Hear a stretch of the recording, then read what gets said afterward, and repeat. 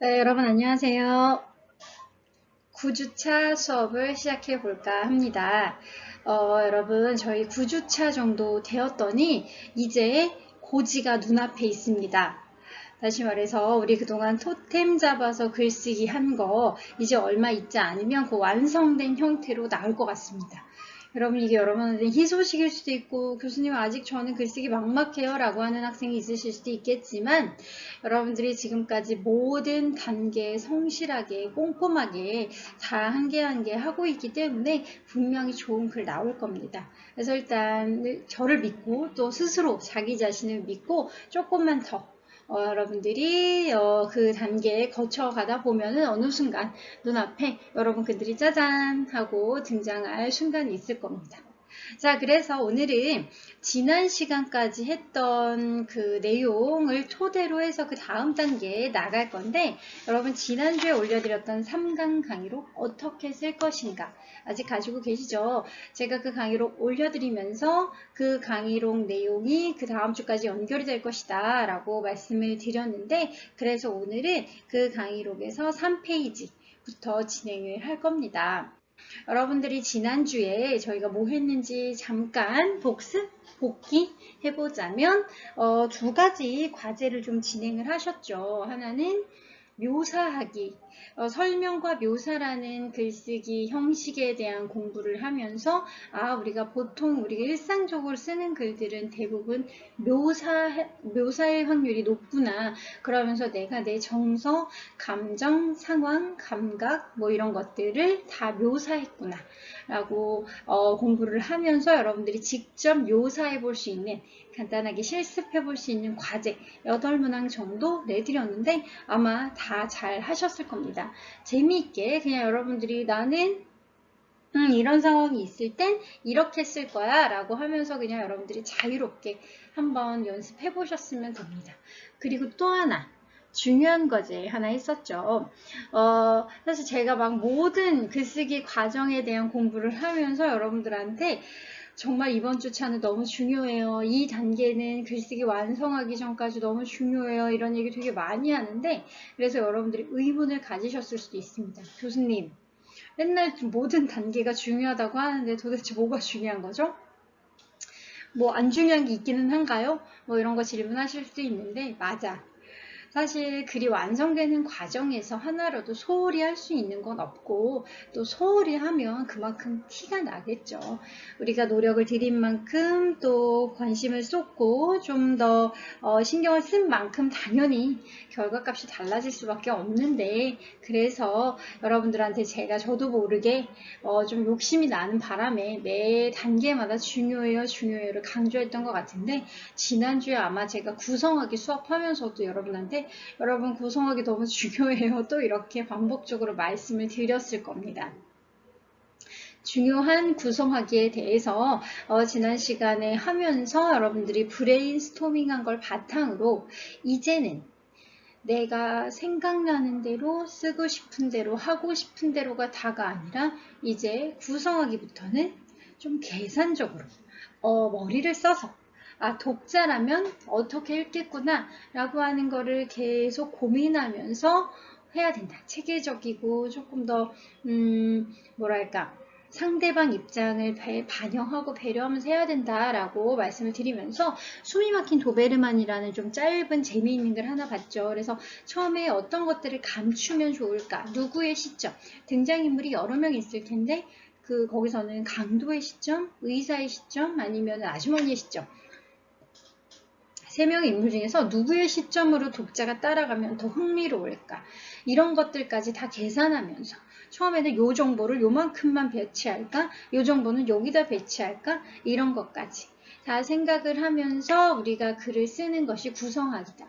근데 구성하기는 너무 틀에 박히듯이 서론, 본론, 결론이 딱 계산적으로 아니면 너무 구성적으로 떨어질 필요 없이 좀 더 유기적으로 이렇게 글을 쓰다 보면은 이 부분에서는 아까 놓쳤던 이거를 더 쓰게 될 수도 있고 하면서 좀 자연스럽게 배치를 하면서 그래서 제가 여러분 브레인스토밍한 종이가 있으면 이 종이 위에다가 막 낙서하듯이 다시 뭐 브레인스토밍을 펜으로 하셨다면 형광펜 같은 걸로 그 위에다가 좀 배치하는 거라든가 이런 걸 다시 하셔도 좋다라고 말씀을 드렸습니다. 그래서 여러분들이 지금쯤은 이제 열심히 과제를 하고 계시지 않을까. 제가 이 영상을 만든 시점에 아직 여러분 과제하고 있을 수 있는 그 주간이기 때문에 여러분들이 지금쯤 열심히 고민하면서 내 글을 어떻게 해야 이 정도 정보를 여기다가는 배치하고 여기다가는 이 정도 숨기고 어떻게 해야 더 재밌겠구나 라고 하는 것들 여러분들이 고민을 하면서 지금쯤 하고 계실 겁니다. 자, 그럼 저는 이 시점에선 여러분들이 이제 구성하기 단계까지 다 마무리가 됐다 라고 하는 걸 상정하고 그 다음 단계를 진행하도록 할 겁니다. 그래서 그 어떻게 쓸 것인가 강의록의 1페이지 우리가 벌써 5개월이 되었다, 절반이 되었다 라고 하는 거, 그리고 플롯에 대한 것까지 나왔고 구성은 논리적인 흐름이다까지 했습니다. 그래서 오늘 3페이지 같이 나갈 건데 여러분 이 타이밍에서 질문이 하나 있습니다. 여러분들이 구성하기 단계까지 다 했어. 다 이 브레인스토밍을 바탕으로 해서 나는 이제 내 글을 어떻게 배치할 것인가, 어떻게 상대한테 이 정보를 이렇게 해주고 하는 제가 일종의 구성하기는 뭔가 독자와 작가만의 밀당처럼 해라 이런 식의 표현을 썼는데 여기까지 이제 거의 다 됐다고 칩시다. 그랬을 때 여러분 글이 전체적으로 완성되기까지 글쓰기가 몇 %쯤 완성된 걸까요? 우리가 글을 완성해서 나오는 게 100이다 라고 했을 때 여러분 몇쯤 된 것 같아? 구성학기가 완성을 하면 뭐 어떤 학생은 뭐 제가 들리는 건 아니지만 들리는 것처럼 한다면 뭐 30%요, 절반, 50%쯤 완성한 것 같아요. 어떤 학생은 뭐 구성하기까지 다 했으면 거의 다 쓴 거 아닌가? 한 7, 80%는 된 거 아닌가? 뭐 이렇게 얘기를 하는 학생도 있고 아마 여러분 다양하게 지금 저한테 구성하기까지 다 완성을 했으면 몇 %쯤 된 것 같아요? 라고 저한테 다양한 학생들이 얘기를 하실 겁니다. 다양한 그 퍼센테이지를. 자, 근데 여러분 희소식과 또 비소식이라고, 그러니까 좋은 소식과 나쁜 소식이 있습니다. 뭐게? 어떤 학생한테는 이 소식이 좋은 소식일 거고 어떤 학생한테는 나쁜 소식일 거야. 자, 좋은 소식, 나쁜 소식을 한 가지씩 이제 말씀을 드리면 여러분 나쁜 소식, 좋은 소식 어떤 거? 나는 보통 좋은 소식 먼저 들으니까 좋은 소식. 여러분 좋은 소식. 만약에 교수님 저 구성하기까지 했는데 제 글이 별로 그렇게 독창적이거나 특별하거나 그냥 남다르지 않아요. 진부하고 그냥 좀 재미없게 될 것 같아요. 제가 그렇게 막 발상이 창의적이거나 막 그러지 못한 것 같아요. 라고 만약에 여러분이 다소 다른 학우들 브레인스토밍 한 거라든가 다른 학우들 과제 같은 거 가끔 제가 보여드리잖아요. 보면서 좀 좌절을 하고 있다면 그런 학생한테는 희소식이 하나 있습니다. 뭐냐면 여러분 글은 아직 1%도 쓰지 않았습니다. 다시 말해서 지금 0%야 글은. 왜? 여러분 지금 브레인스토밍하고 구성하기까지 한 거 영화로 찍어도 되고 웹툰으로 만들어도 되고 그림으로 그려도 되고 음악으로 만들어도 돼요. 무슨 얘기냐면 지금 글은 아직 한 줄도 나오지 않았어요. 자, 그래서 왜 교수님 그게 왜 희소식이에요? 만약에 제가 구성하는 능력, 발상, 창의적인 사고가 부족하다면 그 학생들은 문장력으로 승부 보면 됩니다. 왜? 글은 문장에서 시작해서 문장으로 끝나니까. 여러분 발상이 아무리 진부해도 아니면 내용이 아무리 별거 아니더라도 문장으로 쓰는, 문장으로 표현하는 글은 문장력만 여러분들이 수려하고 좋으면 좋은 글이 나올 수밖에 없습니다. 엄청 희소식이죠. 그런 거지. 제가 되게 그림을 못 그리면 어렸을 때부터 그림 미술학원을 오랫동안 다녔거든요. 초등학교 때도 다니고 했는데 사실은 금방 포기했어요. 왜? 정말 타고난 미적 감각과 그림 그리는 실력이 너무 부족한 거야. 내가. 근데 나는 머릿속으로 엄청 좋은 사고와 발상과 창의적인 아이디어가 있을 때 내가 이렇게 연필을, 그러니까 뭐 사비 연필이라든가 붓을 들고 그림을 그리면 절대 그렇게 안 나와. 처음에 상정한 건 용이었지만 결과는 지렁이처럼 나오는 거야. 왜? 나는 그림을 그리는 점선면이라든가 색깔을 활용하는 데 능력이 떨어지니까. 근데 같은 발상을 했는데 내가 우연히 발견했는데 내가 문장력이 그림 그린 능력보다 좋은 거야. 그랬더니 처음에 발상은 별거 아니었는데 글로 표현했더니 용을 똑같이 떠올렸어. 그림으로 그리면 지렁이가 나오는데 그래도 글로 쓰니까 얼추 용처럼 나오는 거야. 이게 무슨 말이에요? 여러분, 우리 글의 도구는 그림도 아니고 말도 아니고 몸도 아니고 뭐 다른 게 아니라 음악적인 뭐 리듬감도 아니에요. 이제는 문장력 싸움인 거죠. 여러분, 글은 사실 문장에서 시작해서 문장으로 끝납니다. 근데 여러분 아직 제가 나쁜 소식, 비극적인 소식 하나 남아있죠. 뭐냐? 문장력은 하루아침에 막 드라마틱하게 늘지 않는다는 비극적인 소식이 있습니다. 그래서 여러분들이 오늘 같이 문장에 대한, 그래서 지금 이미 우리 제목이 문장이잖아요. 좋은 문장과 바른 문장이라는 문장에 대한 것들 나갈 건데 이 문장은 하루아침에 드라마틱하게 공부를 했다고 해서 딱 좋은 문장이 나오기는 어렵죠. 그림도 그렇잖아요. 그림도 내가 1시간, 2시간 레슨을 받았다고 해서 그러니까 음악도 그러네요. 음악도 제가 막 이렇게 노래를 잘할 수 있도록 학원에 가가지고 훈련을 받았다고 해서 갑자기 내가 막 노래를 엄청 잘하게 되는 게 아닌 것처럼 문장력도 사실 하루아침에 되긴 어렵습니다. 하지만 그렇다고 해서 우리가 손을 놓고 여러분 그림은 안 그리고 평생 살고 노래는 안 부르고 살아도 글 안 쓰고 살 수 있는 세상은 아니니까 우리는 SNS부터 자소서부터 여러분 나중에 보고서부터 여러분 생각을 표현하는 모든 수단에서 글은 쓸 수밖에 없으니까 우리가 선생님 저는 문장력이 별로예요 라고 해서 그냥 내려놓고 있어도 되는가? 안 된다는 거지. 자, 그래서 여러분들이 오늘부터 이제 아마 다음 주까지 한 2주간 하게 될 텐데 문장에 대한 거 결국 문장력이 다예요. 그러니까 여러분이 발상은 막 가족에 대한 이야기 이런 거 제가 그때 우리 토템 얘기하면서 가족 얘기 진짜 진부하다. 제일 많이 하는 게 가족 얘기고 뭐 연인, 그러니까 연애 얘기고 이런 거다라고 말씀을 드렸는데 만약에 내 소재가 진부하다 하더라도 여러분 문장력으로 극복하면 되고 만약에 저는 선생님 이렇게 문장이 잘 안 돼요. 문장력이 좀 떨어져요. 라고 하면은 고민하면서 어떻게 하면 문장력이 좋아질까 고민하면 됩니다. 자, 그래서 오늘 이제 글은 여러분 막상 써보지 않으면 그러니까 내가 머릿속으로는 막 용을 떠올리고 있다고 해도 내 글을 쓰는 문장력에 내 다시 말해서 펜으로 쓰는 이 펜의 능력에 따라서 전혀 다른 결과값이 나올 수밖에 없습니다. 그래서 글은 여러분 이것도 비극적인 소식이지만 문장으로 시작해서 문장으로 끝납니다. 문장력이 좋으면 좋은 글이 나오겠죠. 자, 그러면 여러분 이제 그래서 여기까지는 0%야. 여러분들이 한 발상과 구성하기, 플롯 짜기를 웹툰으로 그리든 음악으로 하든 뮤지컬로 만들든 영어로 만들든 해도 되지만 우리는 영상이나 음영으로 만들 게 아니라 글로 쓸 거기 때문에 오늘 글에 대한 거, 또 문장에 대한 거 같이 고민하고 훈련해 볼 겁니다.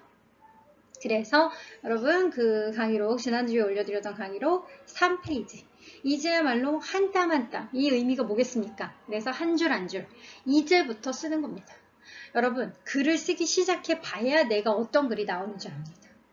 글을 쓰기 전에 머릿속으로만 떠올렸던 것은 사실은 실제로 여러분 그런 경우 많잖아요. 실제로 그걸 글로 썼을 때 생각했던 것처럼 안 나온 경우도 있을 겁니다. 자, 그러면 좋은 문장, 바른 문장은 어떤 것인지 오늘 수업 시작해 보도록 하겠습니다. 바른 문장. 제가 요거 여러분 3페이지 한번 보세요. 제가 이제 한 땀 한 땀 거기에 이렇게 써놨습니다. 3페이지 보시면 일단 여러분들이 그럼 교수님 저한테 어떤 문장이 좋은 문장이에요? 라고 물어보실 수 있잖아요. 일단 2가지식으로 정답을 하나 말씀드릴게요. 어떤 문장이 좋은 문장이면 여러분 문법에 맞아야 좋은 문장입니다. 여러분의 아름다운 문장, 수려한 문장, 뭔가 막 수식이 화려한 문장으로 쓰려고 하지 마세요. 일단 여러분 모국어가 뭐야? 모국어가 한국어지. 근데 우리가 무려 모국어가 한국어인데 영어라든가 중국어처럼 외국어를 배우듯이 외국어가 아닌데도 모국어인데도 문법이 틀리는 건 반성해야죠. 얼마 전에 한글날이었는데 그래서 이제 지금 이 영상을 찍는 시점에서는 지지난주가 한글날이었는데 여러분 무려 우리가 모국어가 한국어인데 그리고 여러분 대학생인데 여러분 뭐 초등학생 중학생도 아닌데 문법이 자꾸 틀려. 그건 반성해야 되는 게 맞아요. 그래서 여러분들 오늘 제가 강조하고 싶은 것 중에 하나는 여러분 좋은 문장을 찾으려고 하기 전에 일단 문법이 틀리면 안 돼요. 바른 문장을 써버릇 하셔야 돼요. 다시 말해서 문법에 맞는 문장을 써라가 핵심입니다. 3페이지 보세요. 3페이지 보시면 일단 제가 문장에는 이제 두 가지, 우리가 이 문장 훈련은 두 가지로 나눠서 할 건데, 하나는 문법이 맞아야 좋은 문장이다. 여러분, 아무리 중요하고 어려운 것이라고 하더라도, 그러니까 아무리 문장 쓰기가 사실 무엇보다 가장 중요하고, 여러분들이 그 안에 대단한 내용, 뭐 엄청 관념적이거나 뭐 특이하거나 이런 내용을 담으려고 해도 일단 문법에 맞는 글인지 아닌지가 핵심입니다.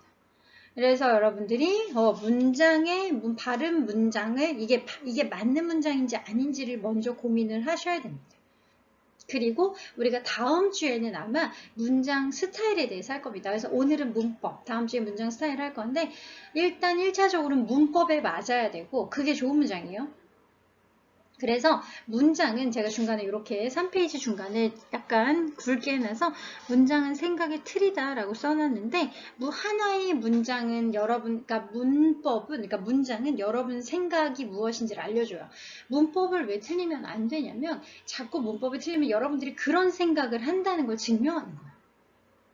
논리적으로 맞지 않는 생각. 문장 법칙은 하나의 논리 구조예요. 그랬을 때 여러분들이 자꾸 문법이 틀리는 아니면 여러분 그 카톡에서도 그렇잖아. 맞춤법이라든가 이런 거 비문 자꾸 쓰는 사람 있으면 신뢰가 가지 않고 상대방한테 근데 하물며 우리가 공식적으로 뭐 과제든 자소서든 이렇게 제출하는 글에서 막 문법이 자꾸 틀려.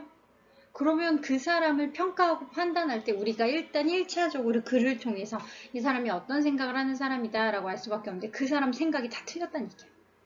맨날 논리적으로 틀린 생각만 아니면 책임질 수 없는 생각만 모국어 문법을 자꾸 틀리는 생각만 한다는 건데 당연히 그 사람을 좋은 사람이라거나 신뢰할 수 있는 사람이라고 평가할 수가 없죠.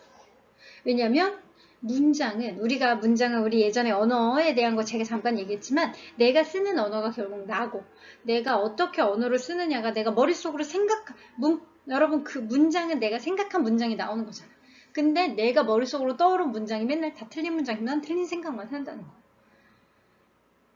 결과물인 글은 내 생각의 어떤 흔적입니다. 그랬을 때 내 생각의 어떤 바탕과 흔적이 다 문법이 틀려서는 안 되죠. 그래서 일단 여러분 문법을 맞추셔야 됩니다. 이거는 감점 요인입니다. 우리 이번에 글을 쓸 때 완성되는 글을 쓸 때 우리가 그래도 글쓰기 수업이고 수업 시간에 같이 이렇게 문장 훈련까지 했는데 여러분 나중에 저한테 제출하는 글에 자꾸 문법 틀리면 당연히 그럼 감점해도 되지. 왜? 여러분 모국어인데. 그래서 문법에 대한 훈련 먼저 할 겁니다. 3페이지 중간 보시면 좋은 문장이 어디 있지? 라고 제가 여기다가 써놨는데 이제 좋은 문장은 일단은 뭐예요? 문장 법칙에 맞는 문장입니다. 그래서 우리는 문장에 대해서 크게 두 가지로 나눠서 할 건데 하나는 문장 법칙, 오늘 하게 될 거죠. 그리고 하나는 문장 형식, 이건 스타일입니다. 뭐 선생님 저는 긴 문장, 만연체가 좋아요. 포유복문체가 좋아요. 단문이 좋아요. 뭐 복문이 좋아요. 이렇게 다양한 문장, 뭐 강경체가 좋아요. 우유체가 좋아요. 이렇게 문장 스타일이 있습니다. 스타일은 맞고 틀리기보다는 다시 말해서 뭐 내가 옷 입는 스타일, 내 머리 스타일, 내가 좋아하는 음식 스타일 이런 것처럼 나의 취향인데 다음 주 수업 시간에는 이렇게 조금 문장 형식과 문장 취향에 대해서 스타일에 대해서 진행을 할 겁니다. 근데 일단 내 스타일을 찾기 전에 나는 이런 문장을 좋아했구나 라고 해서 내가 내 스타일을 찾기 전에 먼저 우선시 되어야 되는 게 뭐야? 그쵸? 일단은 문장 법칙에 맞아야 됩니다. 문법에 맞는 거. 그래서 여러분 4페이지 보세요. 바른 문장을 구성하는 법. 그래서 오늘 요거 나갈 겁니다. 문장을 맞춰라. 여러분 사실 오늘 요거 제가 박스에 알아두면 도움되는 글쓰기 개념 2라고 해서 박스로 만들어 놨는데 막상 보시면 어렵지 않을 겁니까? 여러분 다 이제 뭐 이런 기본적인 문법에 대해서는 뭐 어렵지 않게 다 맞추실 수 있을 거기 때문에 그냥 제가 가볍게 여러분들 그냥 정리하는 이렇게 우리가 많이 틀리는 문법 같은 것들 그냥 정리하는 수준으로 그냥 후루룩 보시면 됩니다. 저는 여러분들이 여기 박스 안에 있는 내용들을 틀릴 거라고 생각하지 않습니다. 여러분들은 이미 다 잘 우리가 중학교, 고등학교 다니면서 이미 이 정도 기본적인 모국어 문법은 다 잘 아실 거기 때문에 그냥 여러분 가볍게 훈련한다라는 생각으로 보시면 됩니다. 자, 그럼 본격적으로 박스 시작해 볼게요. 바른 문장을 구성하는 법. 자, 그래서 문장을 일단 요건 문법에 대한 거. 문법이니까 법이니까 맞고 틀리고가 있는 거죠. 자, 첫 번째. 제가 요거 박스에 있는 대로 그냥 정리를 한 겁니다. 여러분, 하나의 문장은 하나의 생각을 담는다. 이건 앞에서도 제가 잠깐 얘기했죠. 당연한 거죠. 여러분들이 문장을 보면은 이 사람이 어떤 생각을 하는 사람이고, 생각을 똑같은 비슷한 아이디어를 하더라도 어떤 논리적인 구성으로 생각을 하는 사람인지를 알 수가 있습니다. 그래서 우리가 막 문법이 많이 틀리거나 하면은 당연히 이 사람은 조금 논리적이거나 아니면 생각의 결이 어떤 기준이라든가 체계가 없구나 라고 생각할 수밖에 없을 만큼 문장 자체가 내가 어떤 생각을 하는 사람인지 알려줄 수 있는 전부죠. 그래서 문장은 하나의 생각을 담습니다. 이거는 당연한데, 그래서 제가 우리가 막 영어 할 때도 몇 형식, 뭐 4형식, 5형식 이런 얘기 하잖아요. 그래서 한국어도 그런 식으로 좀 정리를 해봤습니다. 몇 가지로 나뉘어 봤을 때 좀 예시를 보여드릴게요. 일단 이렇게 세 개 좀 띄워놓고, 그치? 국어에서도 하나의 문장은 주어 서술어가 한 개일 수도 있고 두 개 이상일 수도 있습니다. 그런데 하나의 주어 서술어는 딱 주어 서술어. 우리가 요게 한국어 문장에서의 가장 기본 단위입니다. 주어와 서술어가 만나는 거. 그랬을 때 요 세 가지 유형밖에 없다고 합니다. 이렇게 실제로 한국어를 다 정리를 해보면 주어 서술어, 무엇이 어찌한다, 무엇이 어떠하다, 무엇이 무엇이다, 이렇게 세 가지 형식이 있는데 실제로 우리가 글을 쓸 때는 정확하게 이렇게 세 가지를 쓴다기보다는 이 세 가지를 활용하고 다양하게 변화시켜서 변용해서 쓰고, 꼭 이렇게 하나의 문장에 요거 한 형식만 쓰는 게 아니라 여러 가지를 섞어 쓰죠. 가령 뭐 이거 지금 그냥 제가 제 이름으로 마음대로 해봤습니다. 지은이가 잔다, 지은이가 예쁘다. 그래서 지은이가 잔다는 지금 현재 지은이 상태죠. 그러니까 지은이 지금 이제 행동, 그리고 이건 지은이 상태, 그리고 이건 지은이 규정입니다. 그래서 이건 행위, 상태, 규정. 이렇게 세 가지가 있는데 세 가지를 활용해서 쓰는데 실제로 여러분 글을 쓸 때는 이렇게 그냥 잔다 이렇게 하면 쓰지 않죠. 그냥 예쁜 지은이가 자고 있다. 뭐 이런 식으로 활용을 한다던가. 근데 어쨌든 우리가 문장을 쓸 때는 지금 자고 있는 지은이는 선생님이다. 이렇게 쓰고 이제 이렇게 다양하게 활용하거나 변주를 하기는 하는데 실제 한국어 문장의 세 가지는 무엇이 어찌한다, 어떠하다, 무엇이다.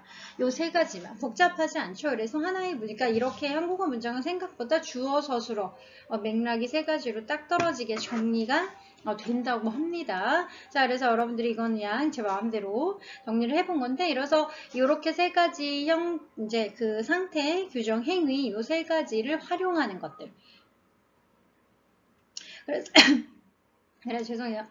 그래서 제가 그러니까 여기다가 정리를 해놓은 건 주어랑 서술어.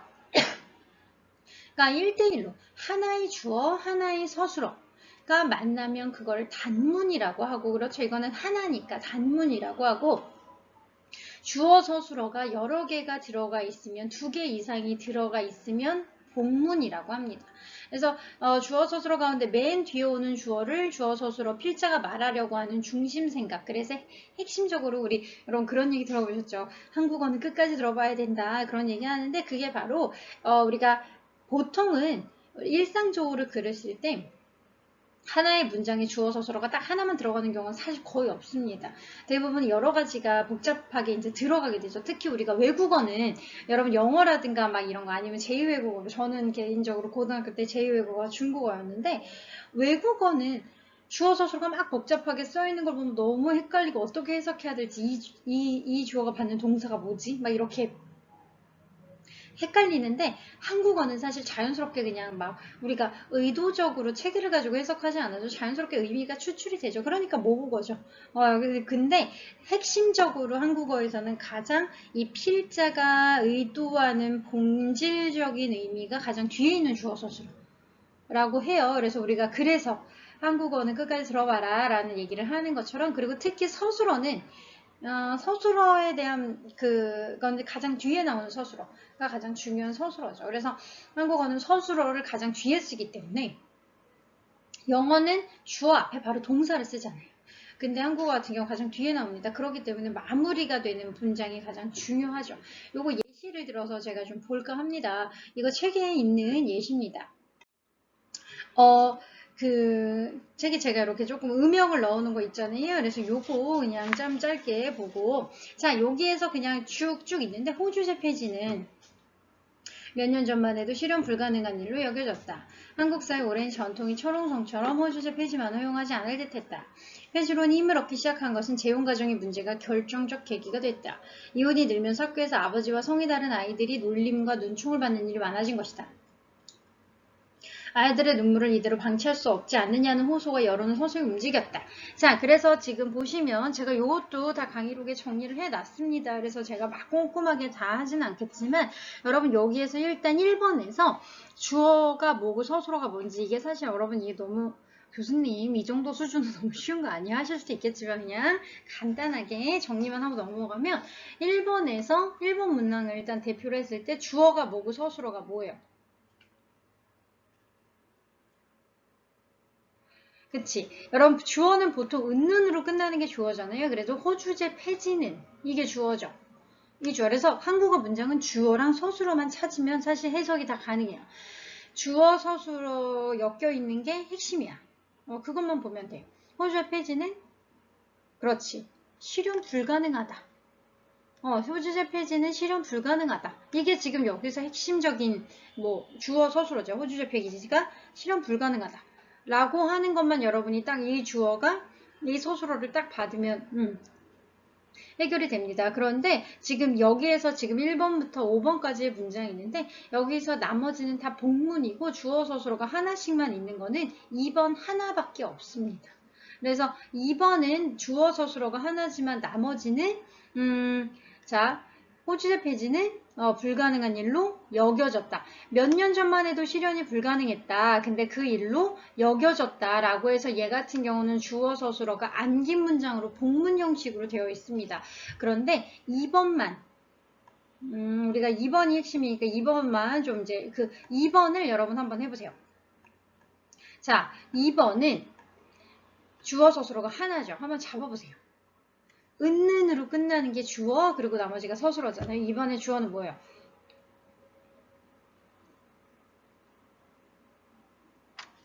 그쵸? 이번에 주어는 은 여기 있잖아. 은는으로 끝나야지. 호주제 폐지만은 허용하지 않는다. 그러니까 뭐 뒤에를 다양하게 서술어를 다양하게 우리는 이제 서술어 활용이 있잖아요. 서술어를 다양하게 활용을 한 거죠. 뭐 높임법으로 쓸 수 있고 뭐 이렇게도 쓸 수 있고 다양하게 쓸 수 있는데 일단 핵심은 호주제 폐지는 허용하지 않는다. 이게 다죠. 이 앞에 있는 거는 뭐뭐처럼이니까 꾸며주는 말이 안 써도 되는 거야. 한국사의 오랜 전통이 철옹성처럼이잖아. 수식하는 거잖아. 뭐뭐같이, 뭐뭐처럼. 그러니까 얘는 필수적인 문장의 구성 성분은 아닌 거죠. 호주제 폐지는 허용하지 않는다. 라고. 그래서 이 한국 사회 오랜 전통이 철옹성처럼 같은 경우는 일단 수식하는 구절이기 때문에 얘는 하나의 주어 서술어가 아니지. 호주제 폐지만은 허용하지 않는다. 이렇게 해서 제가 지금 첫 번째 예시는 왜 가져왔냐면 요걸 통해서 주어가 뭐고 호주제 폐지는 뭐뭐한 일로 여겨졌다. 이게 주어가 뭐고 서술어가 뭐고를 좀 연습처럼 찾아보려고 요거는 좀 어렵진 않죠. 그래서 2번 같은 경우도 호주제 폐지만은 그러니까 은눈으로 끝나는 거 뭐뭐는 그러면 그게 은는으로 끝나는 내용과 연결되는 서술어. 두 개를 잡으면 되는 거죠. 그래서 우리가 주어 서술어 찾는 거는 그렇게 어렵지는 않습니다. 자, 그래서 여러분 여기까지는 그래서 나머지도 주어 서술어를 여러분들이 한번 찾아보시면 됩니다. 이 주어가 받는 게 이 서술어고 이 주어가 받는 게 이 서술어고 그랬을 때 이 문장은 주어가 몇 개고 그랬는데 이런 것들을 한번 여러분 1번 요 문장으로 훈련을 한번 해보시면 되는데 사실은 요 문장 여러분들이 훈련할 수 있도록 제가 이제 그 정답을 5페이지에다가 사실 1번, 2번, 3번, 4번, 5번 다 정리를 해놨습니다. 그래서 여러분 한번 보면서 이거 주어 서술어 그래서 요거는 조금 워밍업 사반 감을 잡도록 여러분들이 이 문항에서는 보시면 됩니다. 그래서 어렵지 않죠. 이렇게 여러분들이 한국어도 하나의 문장엔 하나의 생각만 담는다라는 생각으로. 근데 선생님 저 주어 서술어 찾는 게 어려워요 라고 한다면 팁은 뭐겠어? 당연히 여러분 주어 서술어를 하나의 문장에 여러 개 안 쓰는 거죠. 하나씩만 쓰면 쉽겠지. 자, 그래서 여러분들이 실수를 하지 않기 위해서는 문장을 짧게 쓰시면 됩니다. 여러분들이 주어 서술어를 복잡하게 여러 개 쓰는 순간 비문이 나오거나 실수할 확률이 높아집니다. 그래서 문장을 어떻게 써라? 짧게 쓰시면 됩니다. 하나의 문장에다가는 하나의 생각만 담아라. 그게 1번 문장. 그러니까 여러분들이 복잡하게 여기다 주어 쓰고 여기다 안기 문장 또 쓰고 막 이러다 보면 당연히 비문 나올 확률이 많겠죠. 그러니까 하나의 팁이에요, 여러분. 선생님 저 문장력이 좀 자신이 없어요. 모국어지만 저 좀 비문을 쓸 수도 있을 것 같아요 라고 한다면 문장 짧게 쓰세요. 그럼 문장 길게 썼을 때 정말 저 같은 경우도 하나의 문장을 막 두세 줄로 쓸 때가 있습니다. 이렇게 막 나도 모르게 막 이렇게 쓸 때 그러면 저도 여러분한테 글쓰기를 가르치는 저도 가끔 비문 씁니다. 그러면 여러분 누구나 쓸 수 있다는 거야. 그렇다면 문장을 길게 쓰지 않고 하나의 문장엔 하나의 생각만 담는다라는 생각으로 문장을 짧게 쓰시면 됩니다. 이해하시죠? 문장 길지 않게 짧게 쓰세요. 자, 그래서 지금 1번에서 가장 핵심적인 거는 문장 길게 쓰지 않는다 라고 하는 거. 그래서 문장을 짧게 쓴다. 자, 그러면 여러분 여기까지 조금 첫 번째 1차시 영상 마무리하고 2번부터는 제가 오늘 여기서 1번까지 했는데 2번부터는 2차시 영상에서 계속 이어서 나가도록 할게요. 그럼 뭐 잠깐 쉬었다가 하셔도 되고 저는 바로 이어서 왜냐면 연결되는 내용이기 때문에 바로 이어서 보시는 게 더 좋을 것 같습니다. 여러분 2차시 영상에서 이어서 하도록 할게요.